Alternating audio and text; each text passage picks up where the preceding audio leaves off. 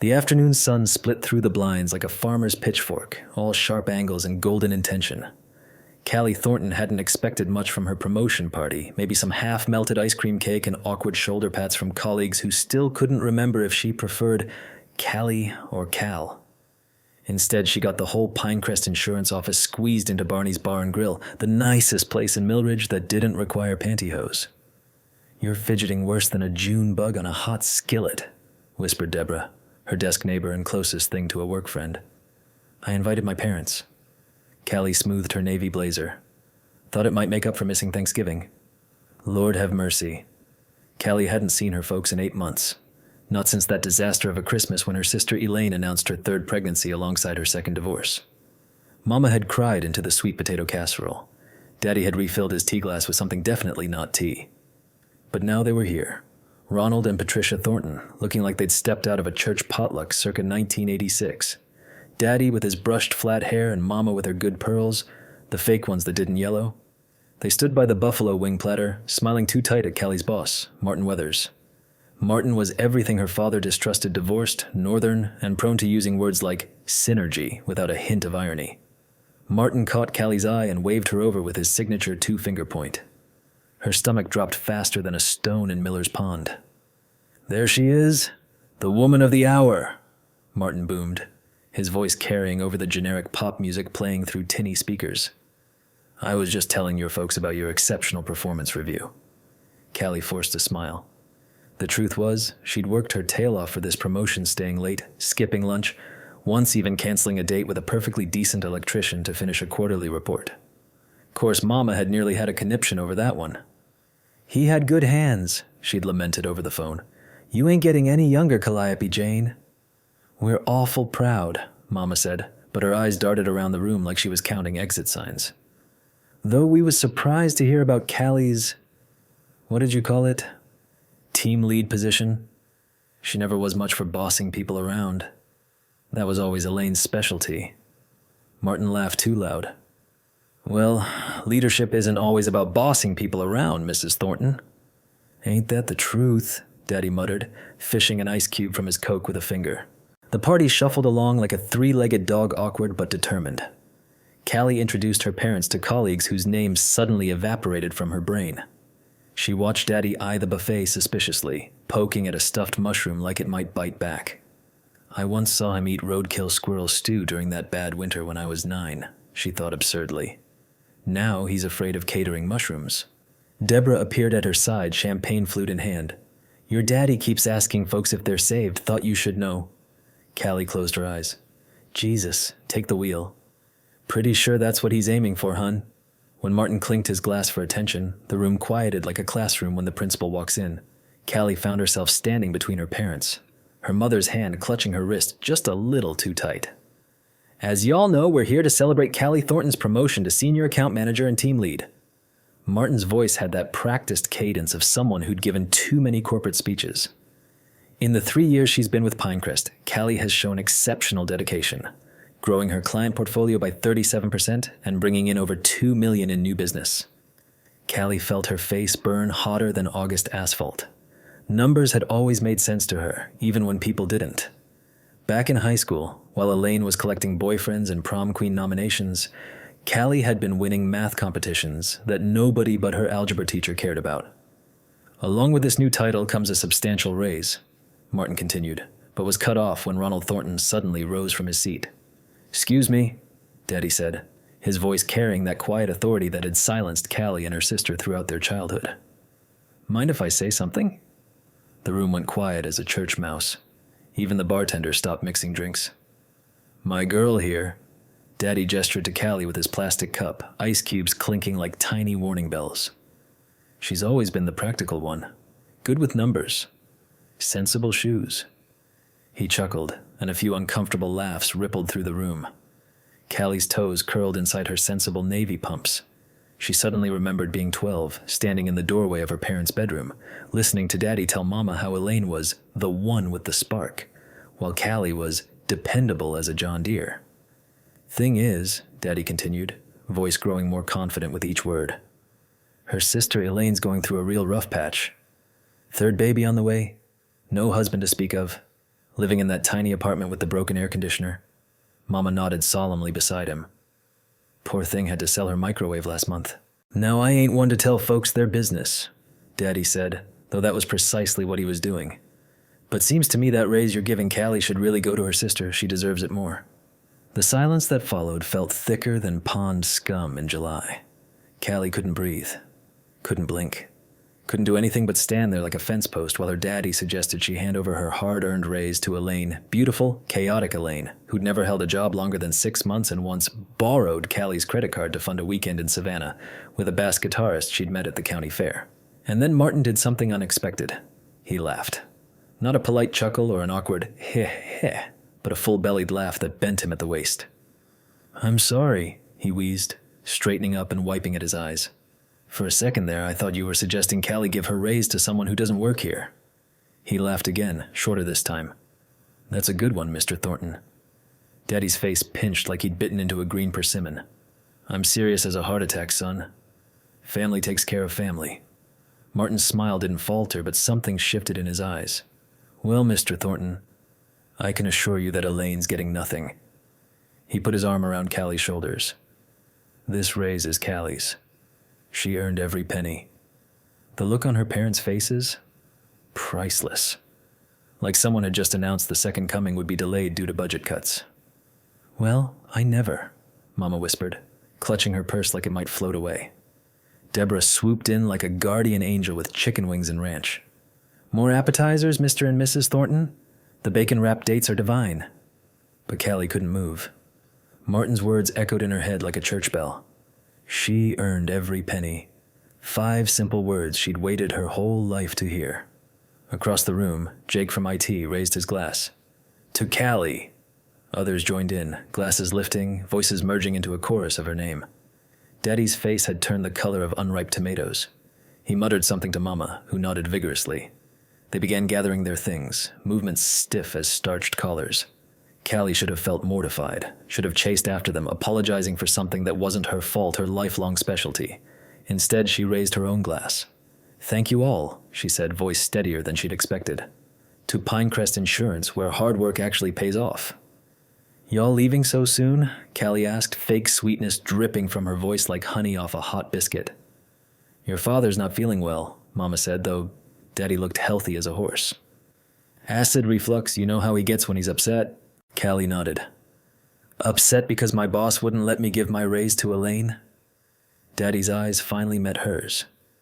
Now, Calliope, you know your sister. Needs help. I know. She always needs help. The words tumbled out faster than spring rain. Thing is, Daddy, I've been helping her since I was 16 and got my first job at the Piggly Wiggly. I paid her phone bill last month, and her car insurance the month before.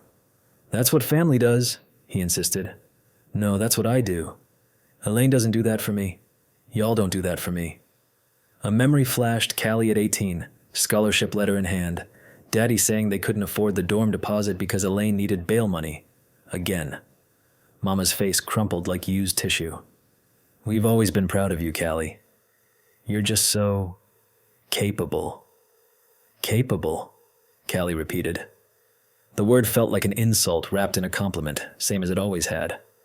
We should get going, Daddy said, checking his watch the same Timex he'd worn since Callie was in pigtails. Long drive back to Whispering Pines. Callie nodded, already feeling the familiar guilt creeping in like kudzu. She'd hurt their feelings, made a scene, been selfish. But Martin's words rang in her ears. She earned every penny. Drive safe, she said, not offering the usual string of apologies. Thanks for coming.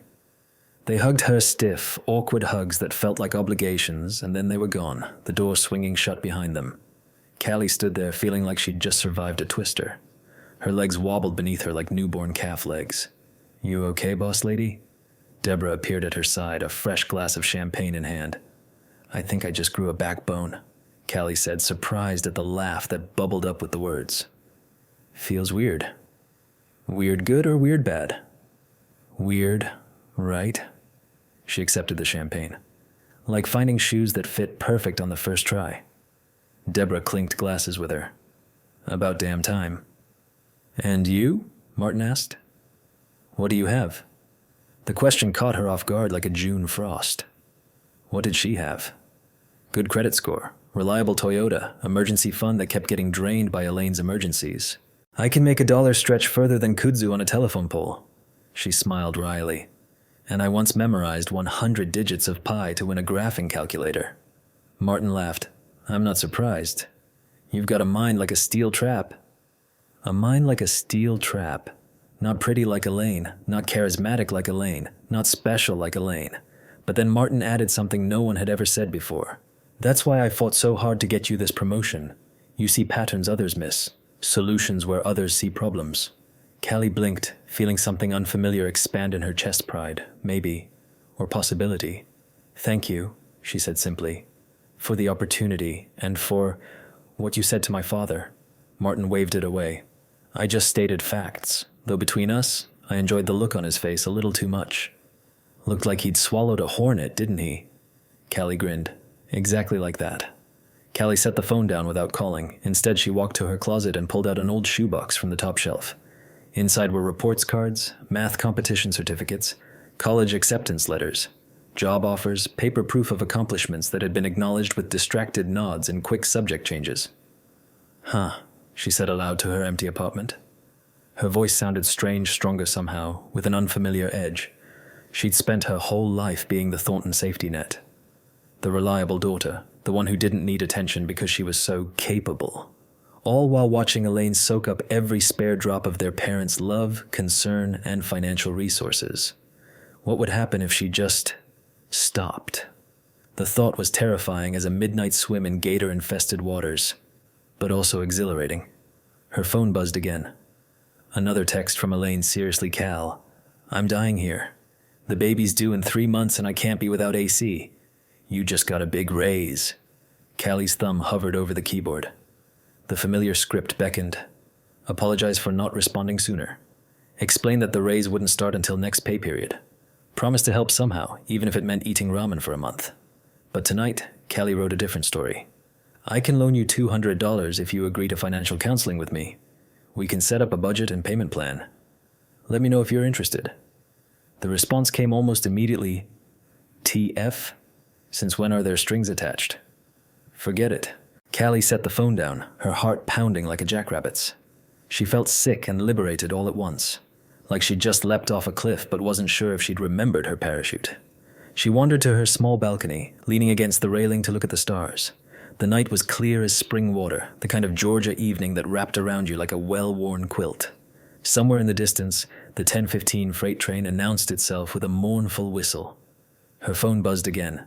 She steeled herself for more angry texts from Elaine, but it was Deborah.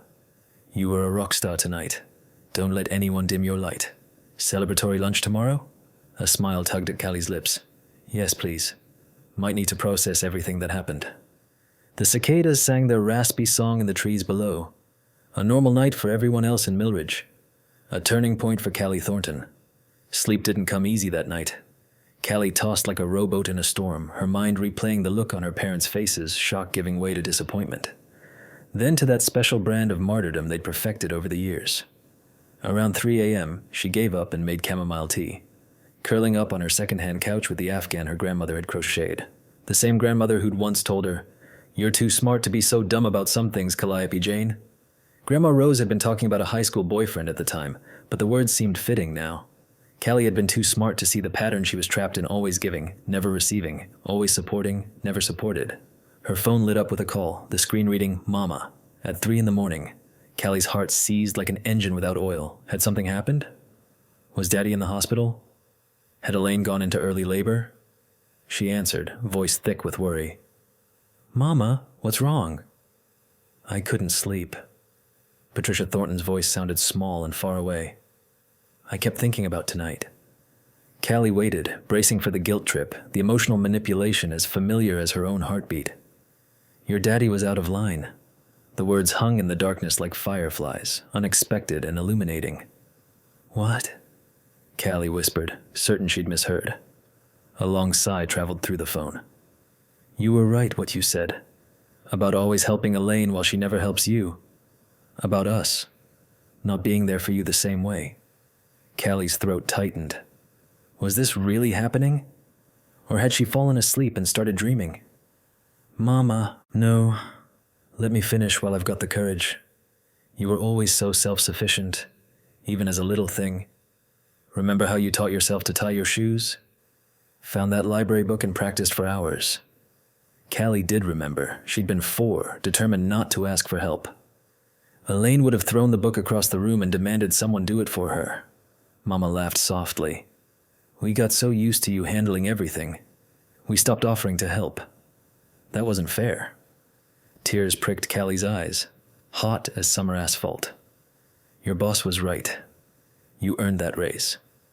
And whatever you do with it, whether that's helping your sister, or buying yourself something nice, or saving for a house, that's your decision. That evening, as she packed up her desk now, with a small nameplate reading, Callie Thornton, Senior Account Manager, her phone rang. Daddy's number. She answered with more curiosity than dread. Hello? Calliope. His voice sounded gruff, like he was fighting a cold, or his pride. Your mama says I need to apologize. Not exactly promising. Okay. A long pause filled the line. Callie could picture him, sitting in his recliner, one hand tugging at his earlobe the way he did when uncomfortable. I shouldn't have said what I said. At your party. Each word seemed dragged out of him like a splinter. Been thinking on it. You've worked hard. You deserve your success. Callie gripped the edge of her desk. Thank you, Daddy. Don't mean I won't still worry about your sister, he added quickly. I know, I worry too. But I can't fix everything for her. None of us can. Another long pause. Your boss seems like a good man. Kind of uppity, but decent. Coming from Ronald Thornton, this was high praise indeed. He is, Callie agreed. Smart too. Well, Daddy cleared his throat. Your mama wants to have you over for Sunday dinner next week. Said to tell you she's making your favorite cobbler. Blackberry? Callie asked, a smile spreading across her face. What other kind would be your favorite? Daddy's voice had softened. 4 o'clock? I'll be there. After they hung up, Callie sat at her desk a moment longer.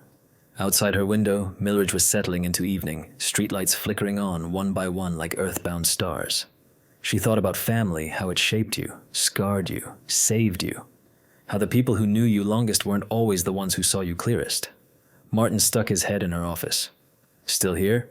Thought you'd be celebrating. Just wrapping up. She gestured to her nameplate. Getting used to the view from higher up. He nodded approvingly. Suits you. Thanks again. For everything. You did the work, Callie. All I did was recognize it. After he left, Callie gathered her things, turning off the light as she went. Tomorrow would bring new challenges, a team to lead, a sister to counsel, parents to reconnect with. But tonight, walking to her car beneath a sky stretched wide as possibility, Callie Thornton felt something she'd been missing her whole life, the certainty that she wasn't just capable, but worthy. Not just reliable, but remarkable. And Lord have mercy, wasn't that something?